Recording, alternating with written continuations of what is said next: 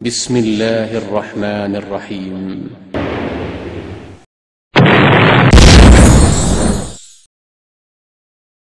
امام ابو حنیفہ رحمۃ اللہ علیہ کے بارے میں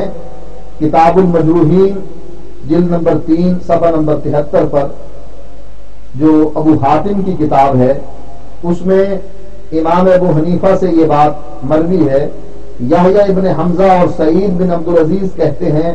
سمعنا ابا حنیفہ یقول، ہم نے امام ابو حنیفہ رحمۃ اللہ علیہ کو یہ کہتے ہوئے سنا، لو ان رجلا عبد ھذا البغل، اگر کوئی اس خچر کی عبادت کرتا ہے تقربا بذلک الی اللہ جل وعلا، اور وہ اللہ کا تقرب چاہتا ہے اس عبادت کے ذریعے، لم ارى بذلک بأسا، تو اس میں کوئی گناہ نہیں ہے۔ یہ امام ابو حنیفہ رحمۃ اللہ علیہ کا قول جو کتاب المجروحین میں ابو حاتم نے ذکر کیا ہے، اس سے یہ بات ثابت ہوتی ہے کہ ان کے نزدیک غیر اللہ کی عبادت کی جا سکتی ہے۔ بسم اللہ الرحمن الرحیم۔ محترم سامعین، طالب زیدی نے یہ بول دیا، اس کے جواب میں صرف یہ شعر پڑھ دینا کافی ہے، جو چاند پر خاک اچھالتا ہے، ارے جو چاند پر خاک اچھالتا ہے وہ اپنے منہ خاک ڈالتا ہے۔ چونکہ امام ابو حنیفہ رحمہ اللہ تو امت اسلامیہ کے 4 متفقہ اماموں میں پہلے امام ہیں جو سن 80 ہجری میں پیدا ہوئے اور سن 150 ہجری میں فوت ہوئے، وہ تو تابعی ہیں، اور امتی اسلامیہ میں بڑے بڑے مفسرین، بڑے بڑے محدثین، بڑے بڑے فقہا، بڑے بڑے علماء صلحاء اور اولیاء ان کے مقلد ہیں۔ بالفرض اگر اس بات میں ذرہ بھی صداقت ہوتی تو یہ حضرات سب سے پہلے اس پر تنقید کرتے اور امام ابو حنیفہ رحمہ اللہ سے برات کا اعلان کرتے، لیکن چونکہ اس الزام کی کوئی حیثیت ہی نہیں ہے، لہذا اسلامی تاریخ میں اس کی تردید تو کی گئی، اس کی توثیق نہ کی جا سکی۔ تعصب کا برا ہو کہ 15ویں صدی میں طالب زیدی کو یہ جرت و جسارت ہو گئی کہ وہ اس الزام اور بہتان کا وبال اپنے سر لے، اور وہ اس نے لے لیا، جبکہ اس کی اپنی علمی حیثیت یہ ہے کہ ناظرہ قرآن میں فیل ہے، ناظرہ حدیث میں فیل ہے، عربی گرامر میں 0 ہے، لیکن جہالت و تعصب میں ہیرو ہے، اور اسی جہالت نے اسے اس مقام پر لا کر کھڑا کیا ہے کہ وہ ایسے متفقہ امام کے بارے میں اتنی بڑی غلط فہمی پھیلا رہا ہے۔ محترم سامعین، یہ طالب زیدی تو اس قدر جاہل اور نااہل ہے، مجھ جیسے طالب علم کے سامنے آ کر کھڑا نہیں ہو سکتا، پھر تیری کیا حیثیت؟ تو امت کے اتنے بڑے امام کے سامنے آ کھڑا ہوا اور بند کمرے میں بیٹھ کر زہریلا پروپیگنڈا شروع کر دیا، لہذا اب اگر میری زبان سے بھی تمہاری بابت کوئی سخت لفظ نکل جائے تو ناراض نہ ہونا، ہے یہ گنبد کی صدا، ارے یہ ہے یہ گنبد کی صدا، جیسی کہے ویسی سنے۔ محترم سامعین، ایک صحیح المزاج شخص کو سمجھانے کے لیے میری یہ بات کافی ہے، لیکن طالب زیدی اور اس کیٹیگری کے بدمزاج اور بدطینت لوگ یہ کہہ سکتے ہیں کہ آپ کی یہ وضاحت تو حنفی وابستگی کی بنیاد پر ہے، زیدی صاحب کے حوالے کا جواب کیا ہوگا؟ محترم سامعین، امام ابو حنیفہ رحمہ اللہ تو تابعی ہے، ظالموں نے تو حضرات صحابہ کرام اور خلفائے راشدین رضوان اللہ تعالی علیہم اجمعین تک کو معاف نہیں کیا اور ان پر جھوٹے بہتان لگائے۔ اب جو لوگ اسی مجرمانہ ذوق کے حامل ہیں وہ ان الزامات کو آج بھی اچھالتے رہتے ہیں اور عوام کو گمراہ کرنے کے لیے حوالے بھی پیش کرتے ہیں، بیچارے عوام کو تفصیلات کا علم نہیں ہوتا، سند کی پرکھ نہیں ہوتی، راوی کے حالات کا علم نہیں ہوتا، تو یہ گمراہ صفت مقرر کچھ عوام کو کنفیوز کرنے میں کامیاب ہو جاتے ہیں۔ الغرض جب صحابہ کرام جیسی مقدس ہستیاں بھی بہتان تراشی سے نہ بچی تو تابعین تو ان کے بعد ہیں، لیکن علماء اہل سنت والجماعت نے ہر دور میں اپنا فریضہ ادا کیا اور کتابیں لکھی اور ان الزامات کو جھوٹا ثابت کیا۔ امام ابو حنیفہ رحمہ اللہ کے خلاف اس طرح کے الزامات کی تردید میں قدیم اور جدید دور میں مختلف کتابیں لکھی گئی۔ اگر طالب زیدی میں امانت، دیانت اور تحقیق کا ایک ذرہ بھی ہوتا تو وہ اتنا بڑا بول بولنے سے پہلے اس الزام کی تحقیق کرتا، اس کی سند کی چھان پھٹک کرتا، اس کے الفاظ اور متن کی تحقیق کر لیتا، اور اتنا بڑا بول بولنے سے پہلے کم از کم اپنے ضمیر سے ہی پوچھ لیتا کہ اے ضمیر، کیا تو بھی میرے ساتھ ہے کہ نہیں، اور کیا تو میدان میں آ کر اس بہتان کو ثابت کر سکتا ہے۔ محترم سامعین، میری کوشش ہوگی کہ میں عام فہم انداز میں آپ کو بات سمجھا دوں۔ نمبر 1، کتاب المجروحین کی سند کے آخری راوی ابو مسہر ہیں، ان کے بعد یحییٰ بن حمزہ اور سعید ہیں۔ تاریخ بغداد کی اسی روایت میں بھی سند کے آخری راوی یہی 3 ہیں اور روایت کا عمومی مضمون یکساں ہے، لیکن تعجب ہے کہ کتاب المجروحین میں یہی 3 راوی بغل کا لفظ نقل کرتے ہیں جس کا معنی خچر ہے، اور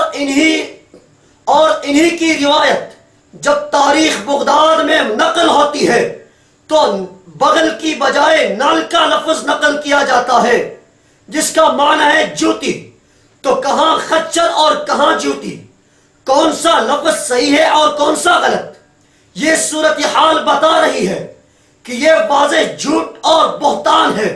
اور اس روایت کے الفاظ میں اضطراب ہے، اور یہ روایت مضطرب ہے۔ نمبر 2، یہ یحییٰ بن حمزہ کون ہے؟ اگر دمشق کے قاضی ہیں تو ان کا کوفہ آنا اور امام ابو حنیفہ رحمہ اللہ سے ملنا ثابت نہیں، اور اگر ان کے علاوہ کوئی اور یحییٰ بن حمزہ ہے تو وہ مجہول ہے۔ طالب زیدی، اب تو میدان میں آ کر واضح کرو کہ اس سند میں یحییٰ بن حمزہ کون ہے اور ان کی توثیق ثابت کرو۔ نمبر 3، ایک عام درجہ کا مسلمان بھی اس طرح کی بات نہیں کر سکتا، چاہے کہ ایک تابعی اور ایک متفق امام ایسی بات کرے۔ تو ادھر ادھر کی نہ بات کر،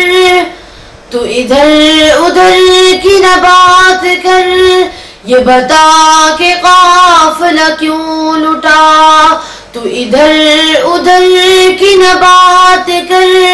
یہ بتا کہ قافلہ کیوں لٹا۔ مجھے رہزنوں سے گلا نہیں، مجھے رہزنوں سے گلا نہیں، تیری رہبری کا سوال ہے۔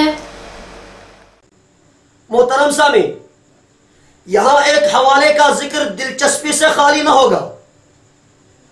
شیخ عبد الرحمن محمد سعید الدمشقیہ نے ایک کتاب لکھی ہے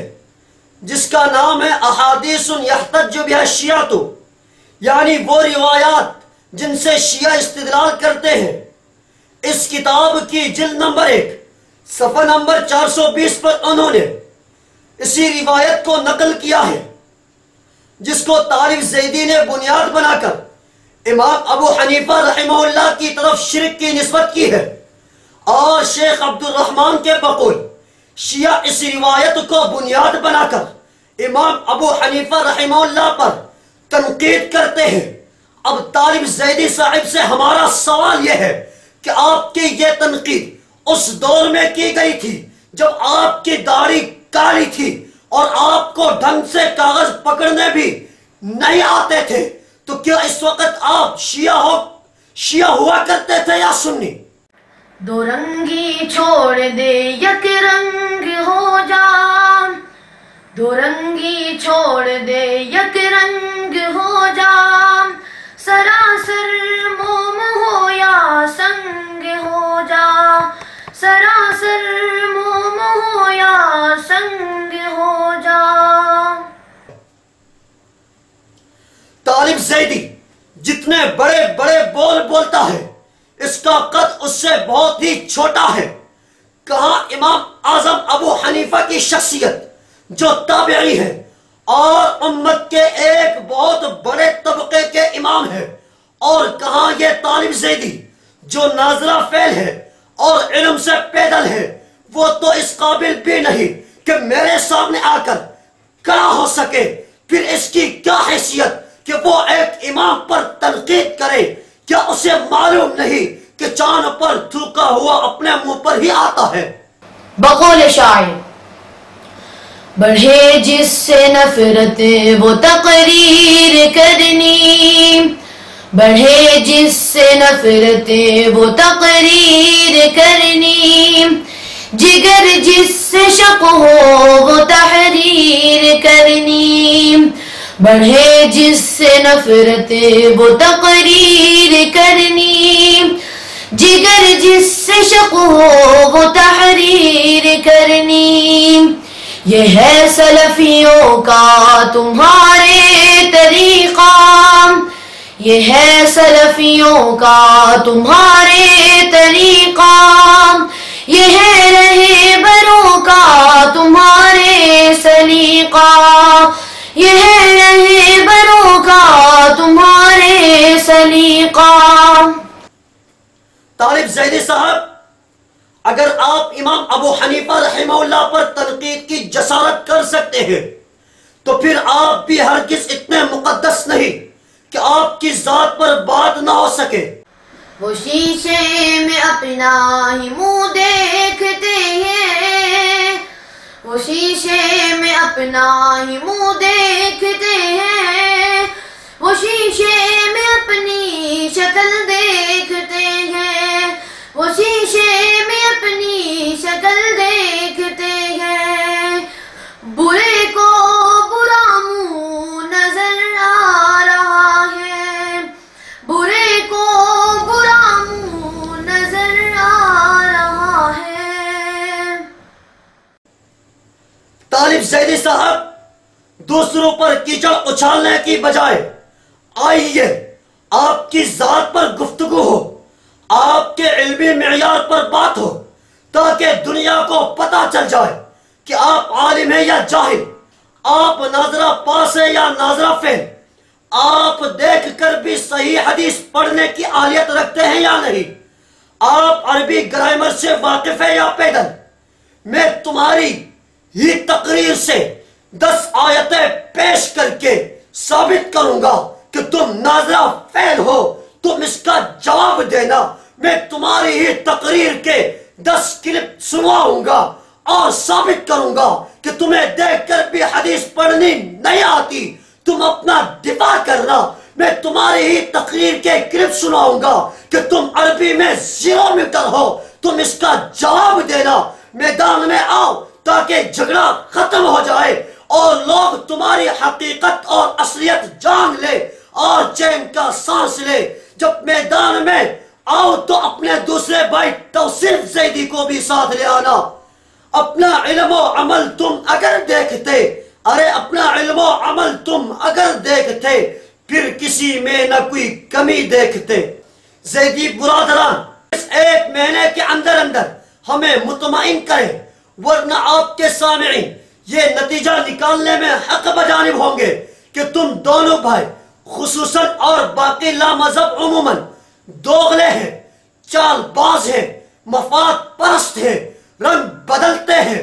مکار ہیں، عیار ہیں، دغا باز ہیں، ریال کے پجاری ہیں، حق اور سچ سے عاری ہیں۔ زیدی برادران، ناراض نہ ہونا،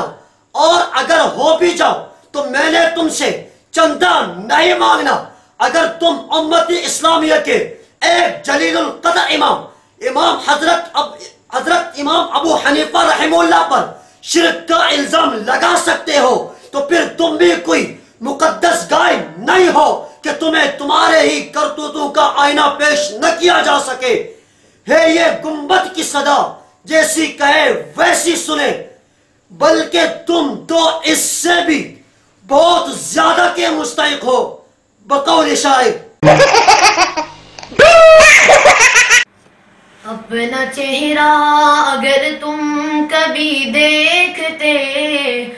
اپنا چہرہ اگر تم کبھی دیکھتے، پھر کسی میں نہ کوئی کمی دیکھتے۔ اپنا چہرہ اگر تم کبھی دیکھتے، پھر کسی میں نہ کوئی کمی دیکھتے۔ دعا ہے کہ اللہ تعالیٰ ہر شخص کو امت اسلامیہ کے ان اکابرین کی گستاخی سے بچائے رکھے، آمین یا رب العالمین۔